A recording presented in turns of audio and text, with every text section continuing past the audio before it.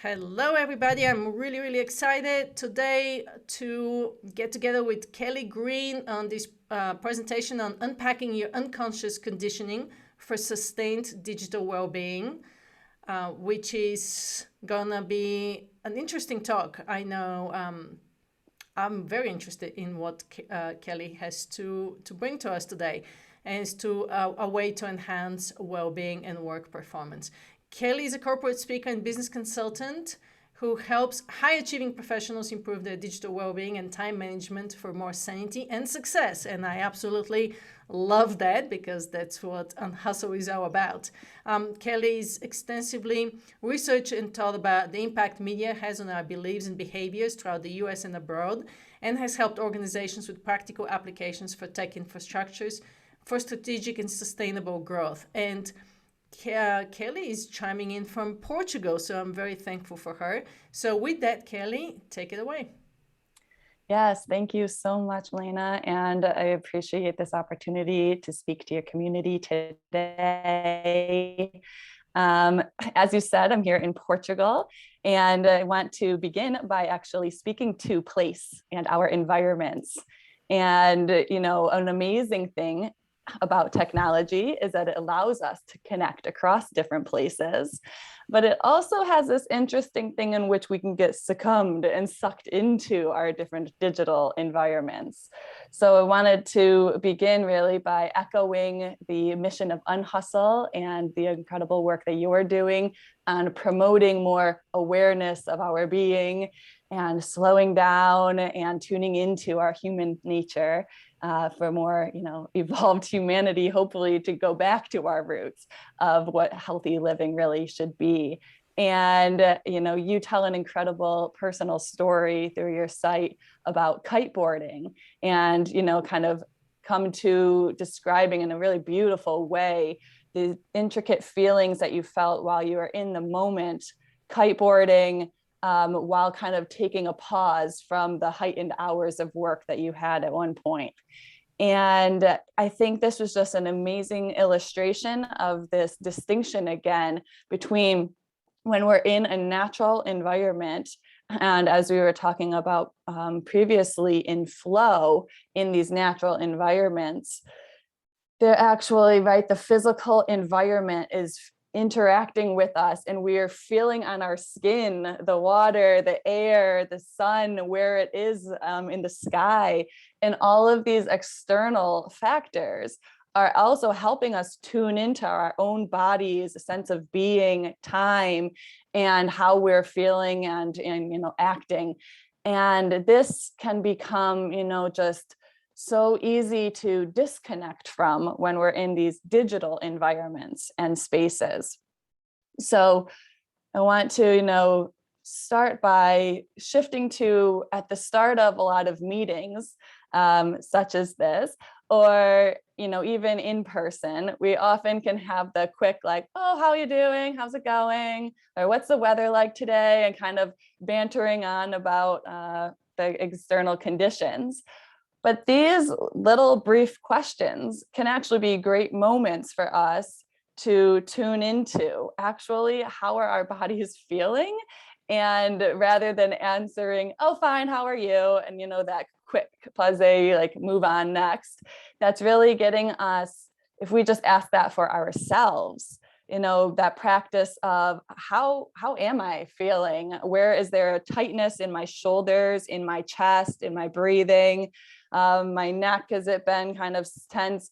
And starting to actually hone in on those little implications to direct when sometimes our bodies are actually telling us it's enough. You may notice throughout the presentation, I tend to blink a lot, and that's due to a nervous system thing called blepharospasm, but that's something at times that flares up for me when I'm in front of the screen or have meetings back to back and have higher stress at certain times in my week or work life. So that's, again, just a way to turn these simple questions of how you're doing or noticing your physical surroundings around you and how that can help you, get out of sometimes some of the ways in which the digital world is designed to keep us going at a rapid rate from one thing to the next and disconnecting from ourselves or our physical reality. So, I mean, a little bit of a back and forth before we go, because I know I'm used to, and this is going to be a little bit more asynchronous, but do you want to speak a little bit at this time, Milena, about how you're doing or how your weather is there? I know last time we spoke, there were fires going on. Yeah, the fires are really, really bad. We are actually, after this, we are going to head over to Santa Cruz because the smoke is really, really bad. So it's been affecting me internally. We're sitting in the house is all locked up. We have air conditioning, not air conditioning, but air filtration going on.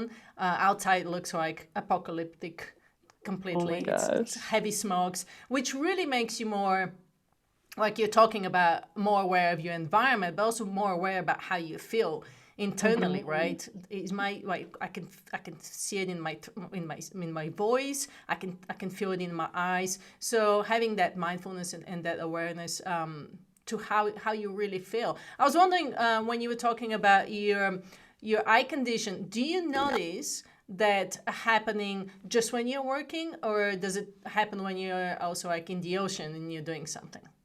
Yeah, it's interesting. It actually at times will have that like delayed effect, right? With other physical conditions at times that it can be frustrating because I can get totally fixated or like, sometimes there's also been the physical explanations of when people will get really sick at the start of a vacation because their bodies are kind of right in this fight or flight mode of go and fighting and like needing to stay intact to uphold a certain level of rigor of activity. And the minute that stops or starts to go down is when your body's like, okay, oh my gosh, let me like get it out of me. And that's when at times it can flare up, which can be even more frustrating though, because I will be out surfing in the water and just wanting to chill. And then my eyes will be like, and I'll be like, oh my gosh, this is so frustrating. And my partner will be like, well, you didn't take as many breaks today. And I'll be like, I know.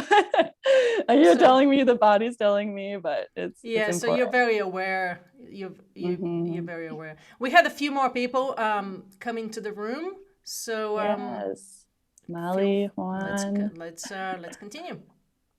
Yeah, so thank you for taking part, everyone.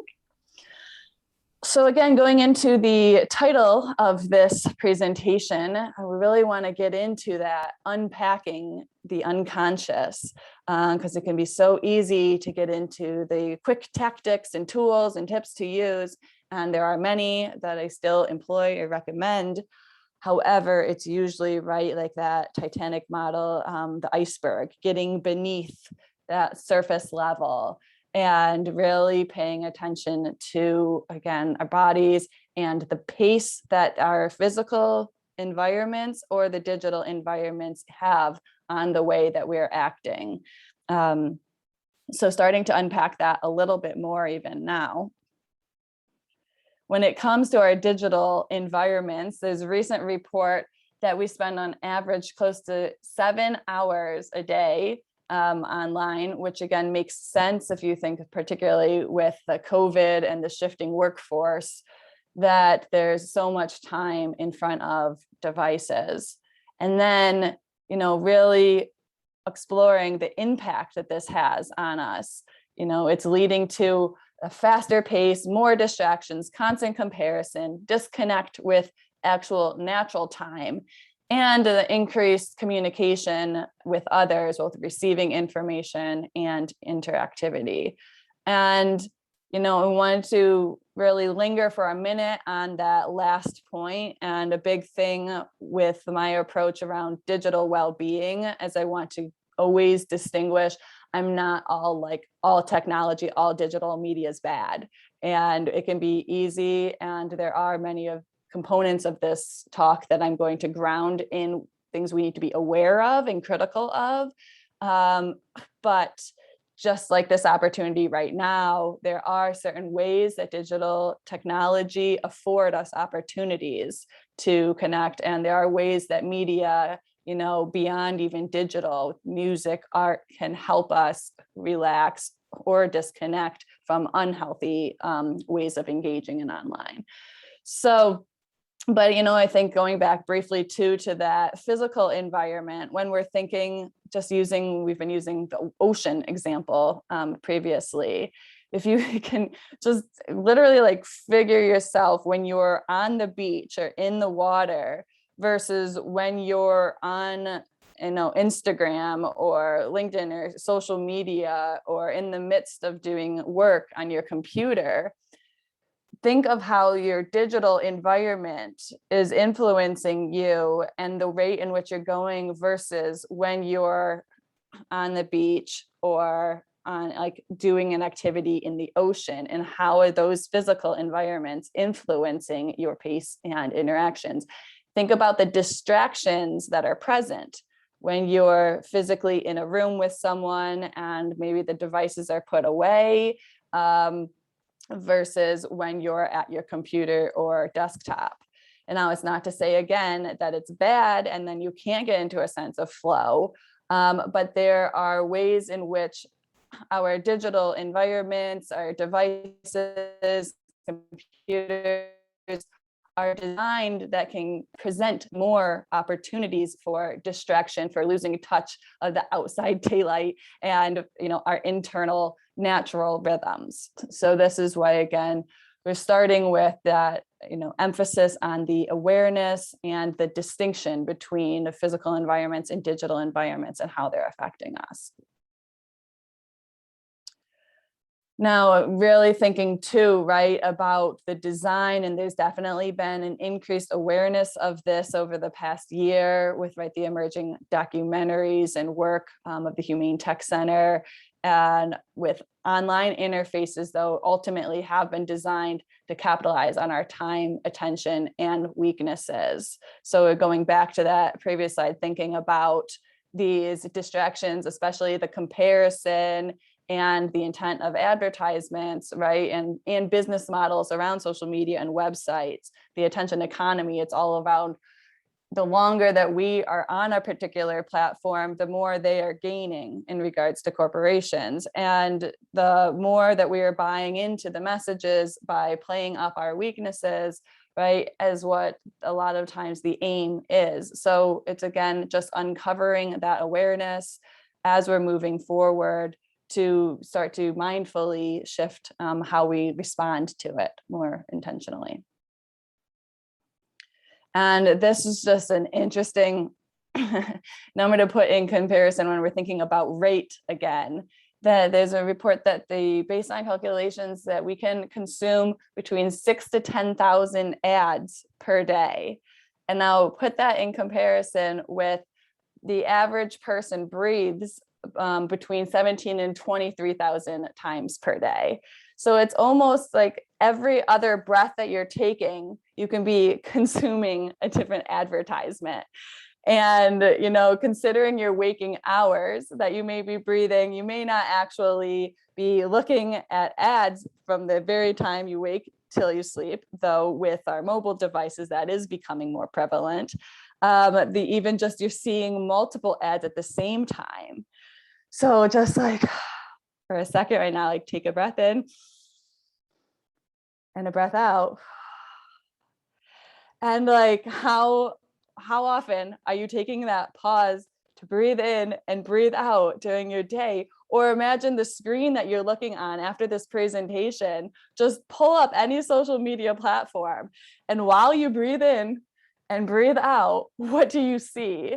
And just think about that ratios again of the amount of information that you are consuming in comparison to the ways in which your body is regulating that you're not even conscious of, and how that regulation can be, again, influenced by the information that we're trying to keep up with. That, again, is motivated by capitalistic gains. So again, going to the action part of it, beyond just the consuming, then we are also being motivated more and more to check our phones and email and devices. So according to the rescue time reports, we check our phones nearly every 6 minutes on average. And we check email, particularly, especially when it's been more online and with mobile devices, up to 74 times per day on average. So again, it's just this constant checking and scrolling and consuming and anticipation of responding.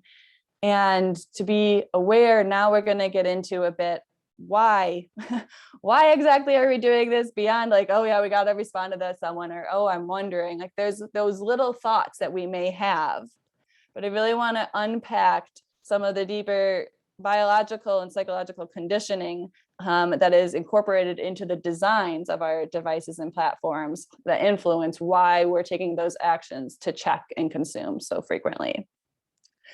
So the first one, right, is called intermittent variable rewards. So as shown with the little icon, right, this is ultimately that our phones are like little gambling machines.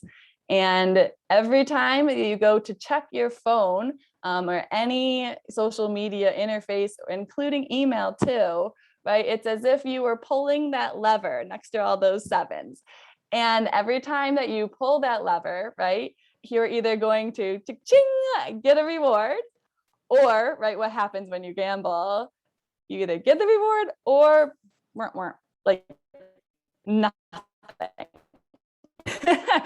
And there's no in between. It's either reward or nothing. And do we know when we're going to get the reward? Like, no. And that also is one of the more addicting things. The less likely you're aware of the pattern or the frequency in which you're going to get that reward, the more addictive it becomes.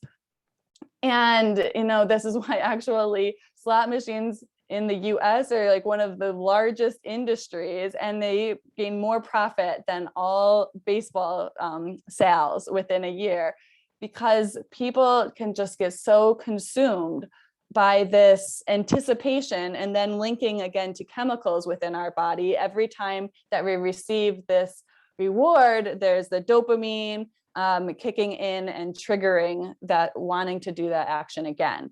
So again, going down to this last bullet, I'm sure kind of you've started to inference this by now, but when you start thinking about some of those rewards digitally, it's every time you get a like on a post, a response to an email, a match on a dating app, right? Any of those little things that are like, yes, this is validation. This is an anticipation of something that we wanted. Going further into that, then, right, once you check your phone, then you linger there, you stay. And why not just, oh, great, and now I'm going to go away, or I'm going to intentionally do something to get another reward. What keeps us, right, is also this idea of they've been designed to keep consuming beyond when we're full. Like, we keep eating even though we're so full. Everyone says, I'm so overwhelmed, or I've had enough of, screen time today. I can feel it in my eyes, or like, I'm so fed up with Facebook, Instagram, whatever it may be. Yet we keep coming back, or we linger and linger. And this actually is really described in a great way with a example from a Cornell professor with soup bowls. And there were two, right? There's a control group and the test group. And the test group, they were given these like magic bowls that kept filling from the bottom every time they ate. And they didn't know that this necessarily was happening, right? And those who had the bowls that just automatically refilled, they ate 73% more calories than those with the normal bowls. And so, right, the digital design, they have taken this concept and the principle and they've applied it to their platform. So that's why you see at the end of Netflix videos, when you're watching, that recommendation, and all of a sudden it'll start playing the next video, or on YouTube. Or again, it doesn't give you that pause when you see a social post. It's no longer like swiping even. It's all websites and social media now. It's swiping up and down or side to side, rather than the distinct page navigation that it used to be. And this is not just for convenience. This is actually intentional to get you to consume more without considering, do I want to consume more, and identifying any distinctions. So again, continue to apply this too within work contexts too. Email inbox and Slack channels can also be examples of this.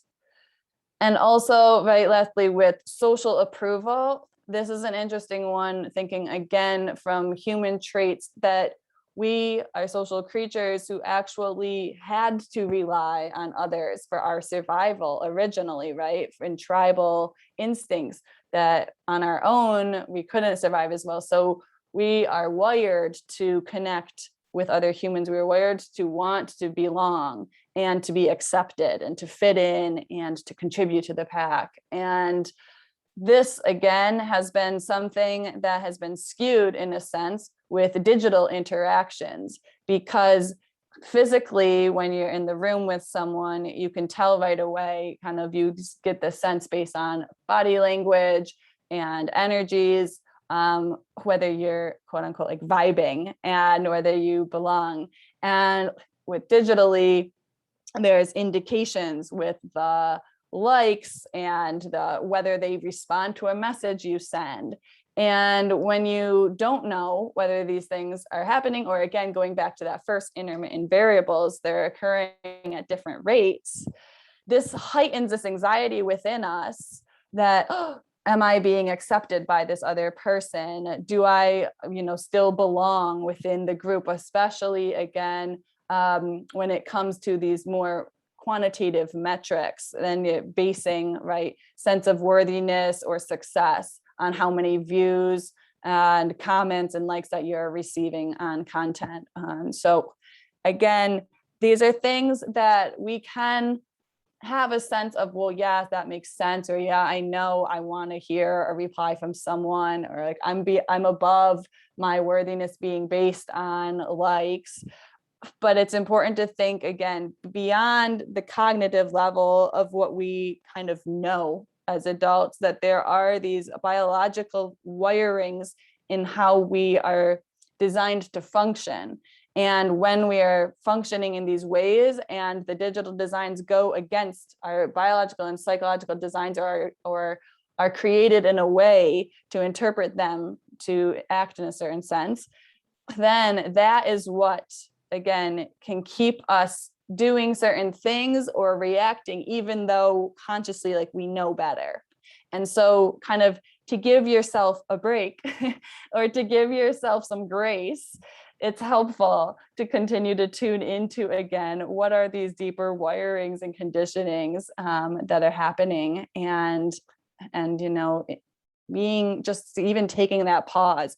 Oh yes, this is happening because, like, I just saying the statement, I am human out loud at times, right, can help and keep you moving forward then more mindfully and intentionally.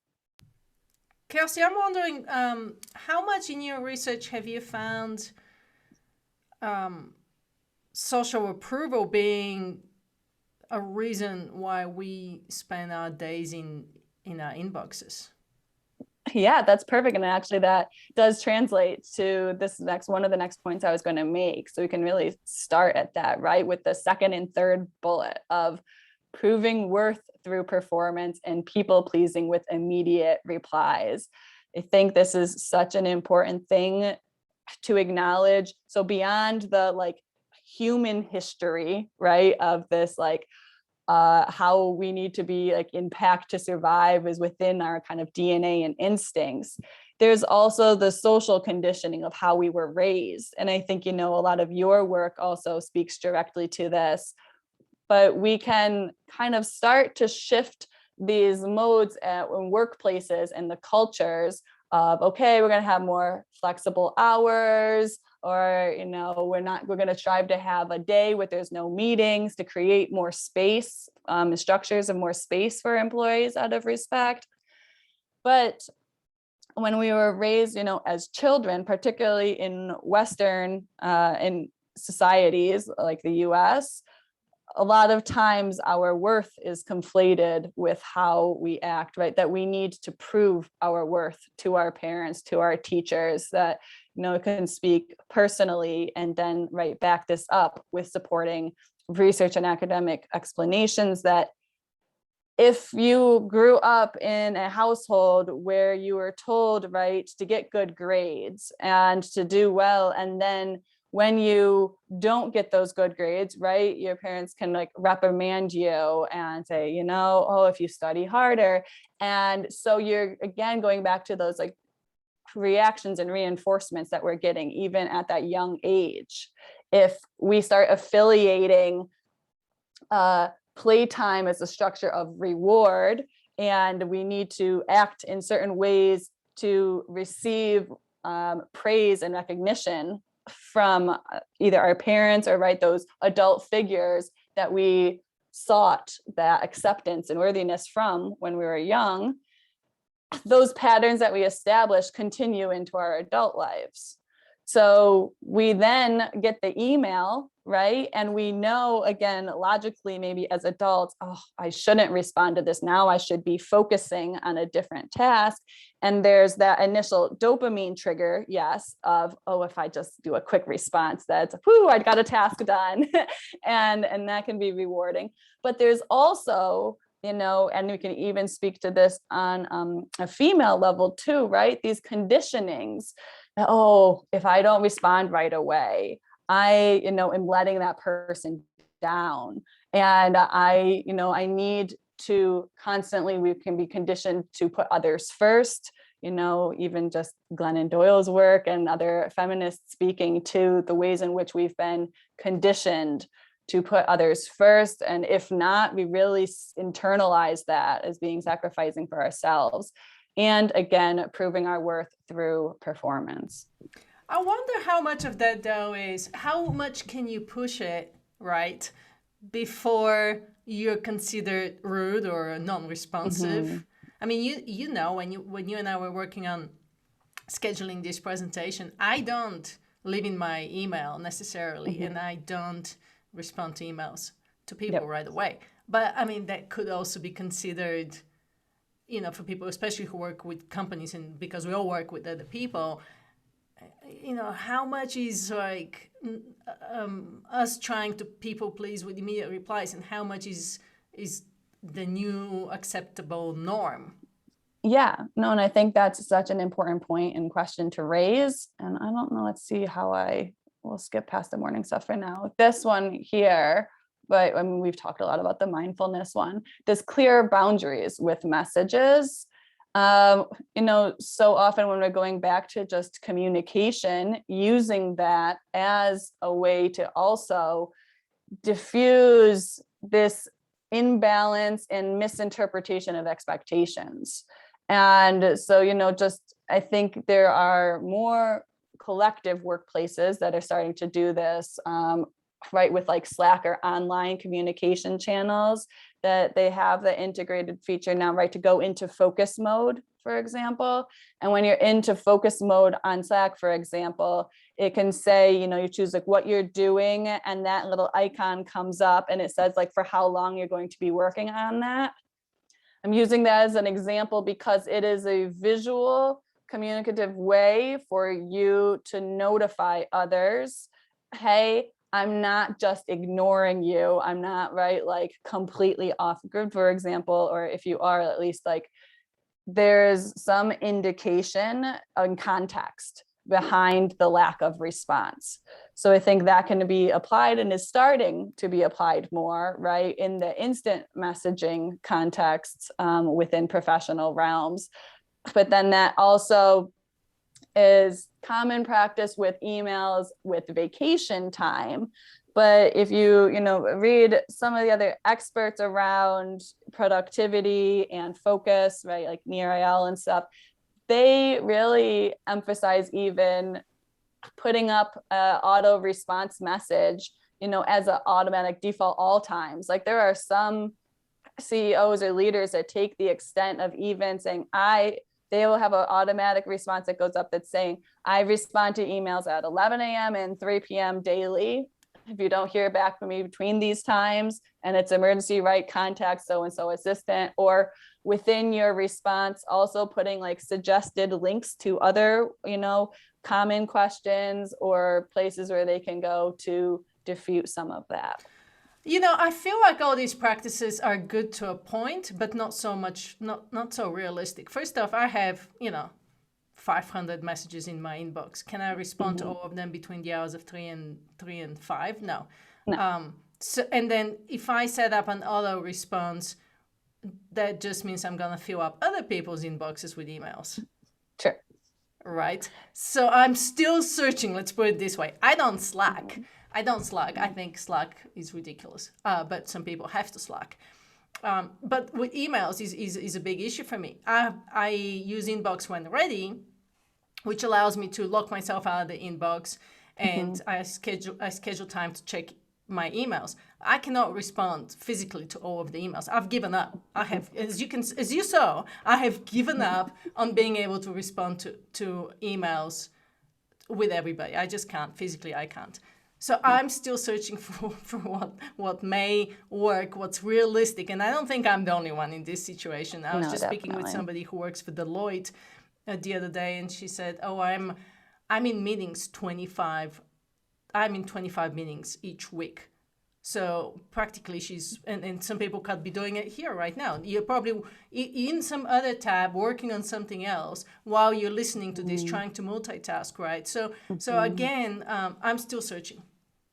Yeah, and I do think, again, it comes down to a certain extent, right? Like individualized contexts, which gets into some of the work I'm doing more one-on-one with different clients. It's because, right, everyone's inbox is different to a certain extent of the types, and depending on the work that you're doing, the position you held, your values of what you want to prioritize, your schedule of your day, right? Like there are so many factors. That one example I gave, right, of like set times per day and you're going to have an auto response may work for one particular individual and it's not going to fit for others. And yeah, I think that's really important to emphasize. I think it's also then, right, like starting to see, as we were talking earlier about seeing the patterns within yourself and recognizing and being mindful, continuing to see the patterns throughout your inbox and the types of messages that you're receiving, right? And they're using the programs in different approaches to start to cluster or filter into folders the different types of messages.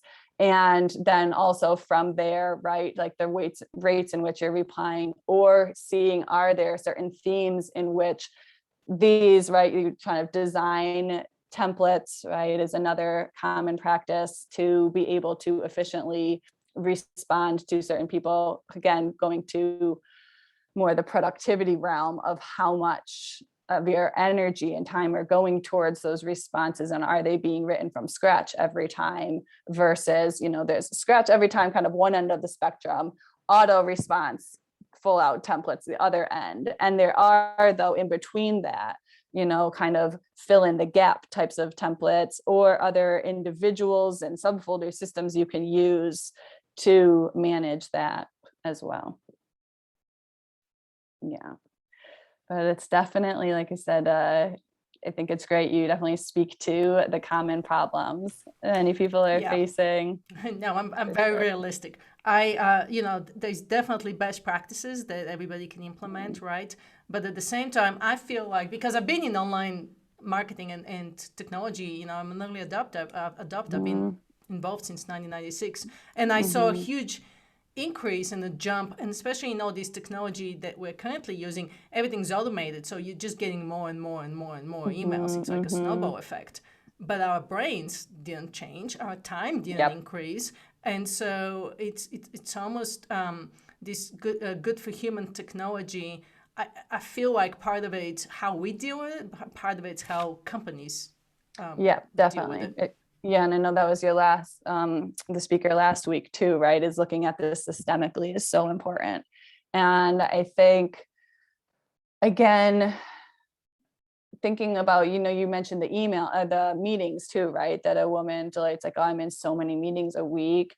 It's getting into breaking down. And I love, I believe you've said this point before, even just with how many work days should there be with a company, right? Like rather than 5 days a week, there should be 4, or rather than working fully in the office, we should be remote now. And it's like, let's look at the conversations that are being had, and how can we shift those conversations at what are actually the underlying needs that need to be addressed, and best practices for the specific individuals involved in contexts.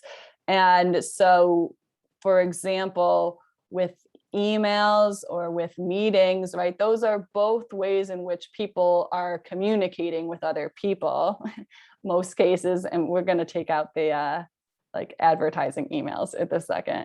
But so in that understanding that this is a way for me to convey a certain need or update knowledge to another person, or receive it, or collaborate together, like what is the most efficient in a sense, and the best case scenario for that.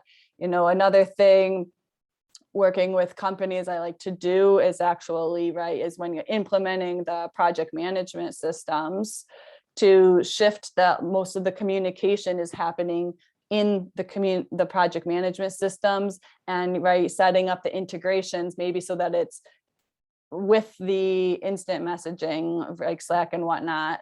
But it's so much is going on in the emails. People are starting new emails or continuing threads that actually can be made more efficient through other technologies available. Or, right, the good old in the meetings, right, it's like, are you intentionally really clear on when the meetings need to be had and like what's being covered, versus, oh, we just got to have this meeting every week and like check in and go from there, and it's got to be an hour and we're going to fill up that hour, versus like, here are the key things. I mean, this, I know, but like the key things that need to be addressed and covering them. Yeah, so I think what you're speaking to right now is a little bit of the work of, or the latest book of Cal Newport on A World Without Email, and how we could use these project management systems.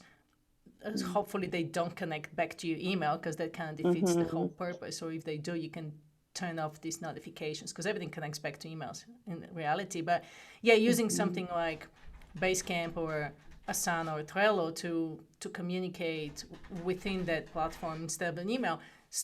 We still need to communicate, right?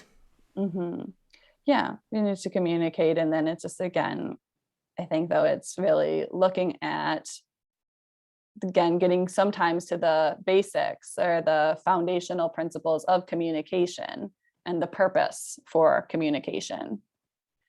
And again, like the best modes for that communication, what needs to be said. And also, right, like sometimes if we're stripping down to those core, like doing more of the personal work at times, I, again, do want to continue to acknowledge the structural, maybe both, right? Like when it's amidst a group, creating a safer environment across the group, so that people don't feel the need, right, to go at length describing a certain situation, or like are on edge about how they're replying.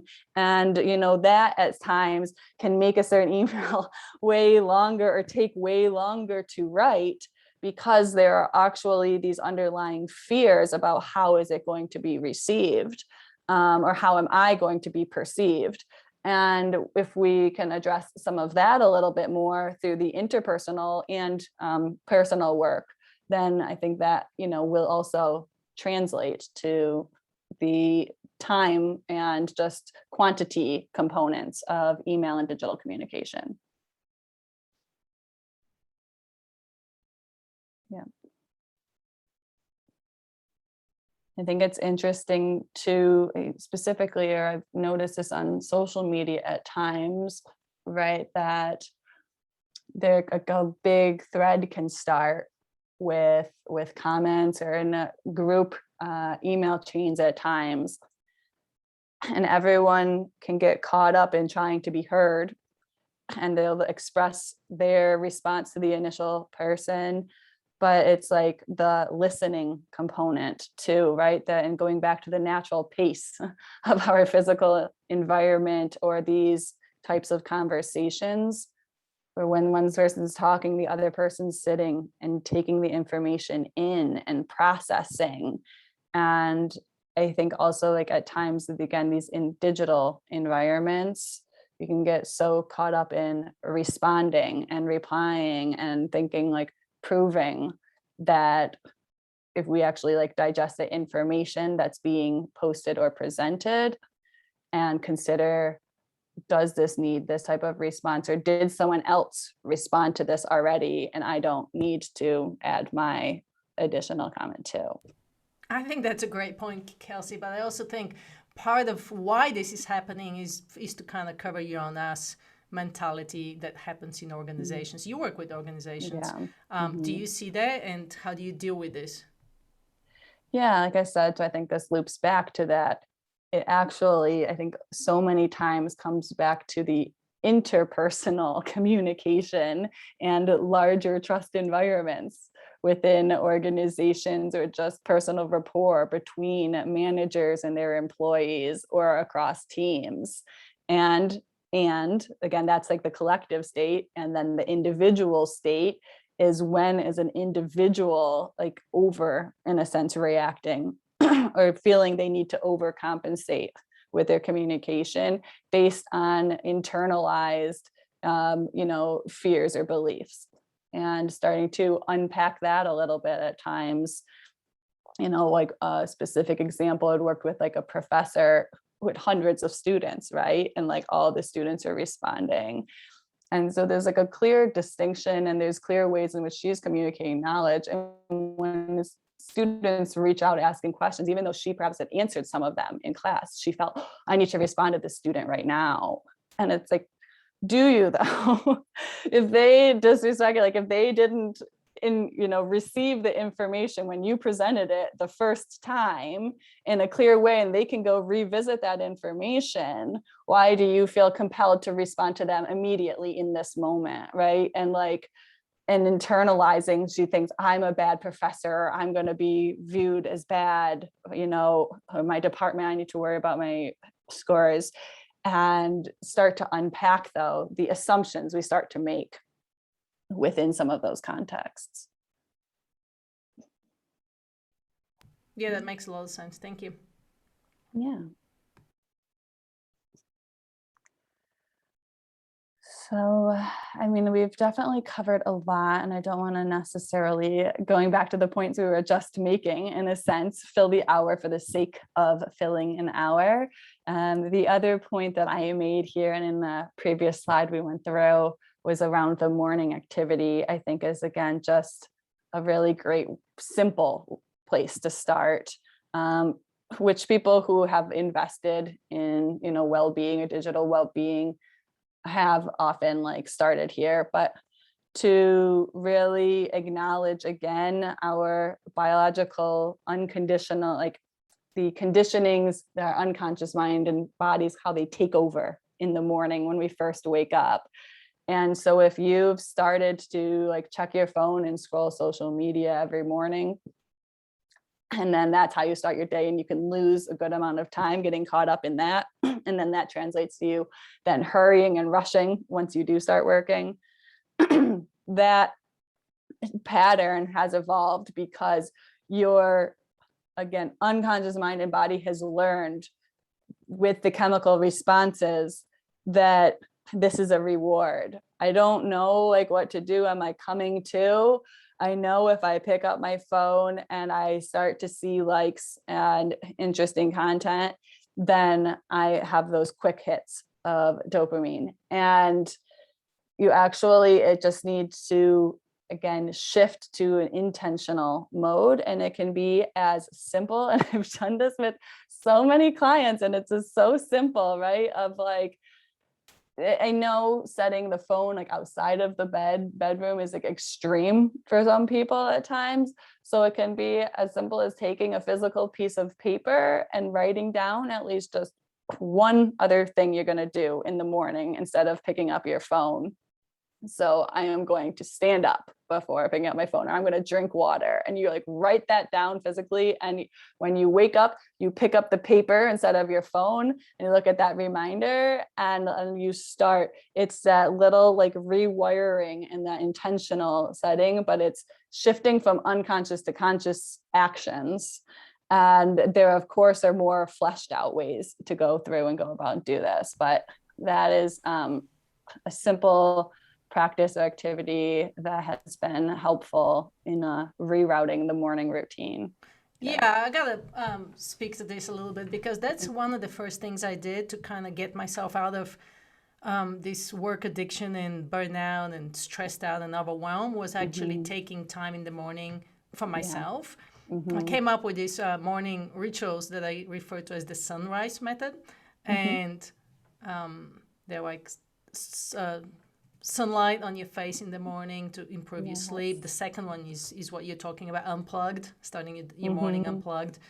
N is time in nature. R is read and write. I is for intention. The next S is stillness, like mindfulness and meditation. And E stands for energy. Yeah. But it was really shifting the way I started the day. And a lot of that had to do with just having the discipline to not look at your phone, or like you're saying, to start with like 60 to 90 minutes of deep work before you look at your phone. The other thing I did, which is super, super helpful, is I changed my notifications on my phone. So here's my phone. It doesn't light up. Yeah. So even if you pick it up, it just does not light up. So I don't know how many notifications. Mind you, I've turned almost all notifications off. But there's these little things. I actually have a blog post on my website about how to do this on your iPhone at unhustle.com. But basically, you have to tweak the Apple's notifications and move things around so you can gain better control of your attention and your focus. And it works so good. I'm never going back. So that's a simple trick that I did that works for me really good. Yeah, that's one of the good things, I think, especially coming out of COVID, and more of these different apps and resources. I mean, Apple itself has shifted their notification settings to allow you to have more control over them. And, another simple thing within the interface, you can change it to grayscale or have it default to grayscale at certain hours. So I'll do that, especially like before bed, switch it. There's also the apps and programs you can use on your phone or your laptop and computers, right? That like block you out, like you said, when you use your email, that block you out from, even if you do pick it up or go to use it, that you won't let you get to the apps that you tend to go to, or it'll pop up the reminder to work out or to do something physical. So there are lots of creative tech ways that can help us tune back into ourselves or into our environments. It's basically using tech to control our tech addiction. Yeah. Yes, the irony.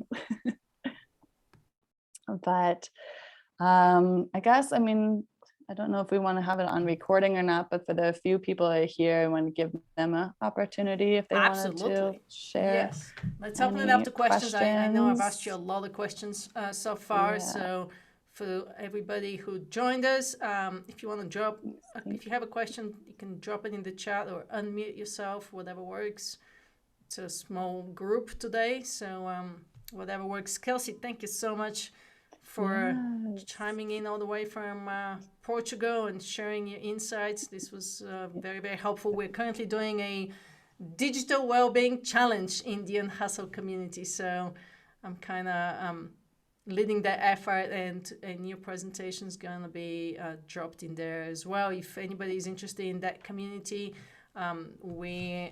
you can gain more information at unhustle.com/community. But basically, it's a really cool group of people who are in there trying to redefine success and figure out how to work and live more mindfully, which is something I refer to as life work redesign. Basically starting with how you want to feel each day, what kind of experience you want to have, what kind of life you want to have, and then turning it into how you can support that financially. Yeah, thank you, Lauren. Thank you for joining us. No questions from Lauren, but thanks for a very thought-provoking presentation, Kelsey. I really appreciate it. If there are no other questions, I guess we'll call it good. Yes, thank you again so much. I really appreciate it. It's been amazing to continue to learn from you through your content, and looking forward to learning more about the Unhustle community too. Thank you so much, Kelsey. I'll send you an invitation to join us. Thank you. All right. All right, everybody. Enjoy Have a your good night. weekend. A good Yes. day, a good night, wherever you are in the world. And thank you so I'm much, it to Kelsey. surf. Go surf, go surf. Yes. Go unplug. Sounds great. Have a good one. You too, bye. That was the presentation with Kelsey Greene on digital well-being. I hope you guys enjoyed it. If you want to learn more about Unhustle, you can join us at unhustle.com. And the Unhustle community, you can learn more about this at unhustle.com/community. I'm Milena Regos, the founder of Unhustle. Thank you so much for joining us. Have a great day.